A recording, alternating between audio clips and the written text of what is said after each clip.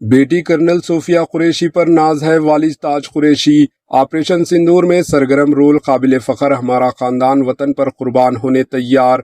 Operation सिंदूर में हिस्सा लेने वाले कर्नल सोफिया कुरैशी के वालिद ताज कुरैशी ने अपनी बेटी पर फ़ख्र का इजहार किया। इन्होंने कहा कि हमारा ख़ानदान आर्मी के ज़रिए वतन की खिदमत अंजाम देता रहा है। मेरे दादा वालिद और वो खुद फ़ौज में खिदमत अंजाम दिए।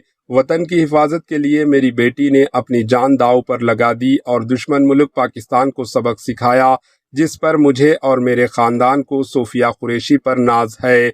मुझे अब भी अगर मौका मिलता है तो वो पाकिस्तान पर हमला करने के लिए तैयार है।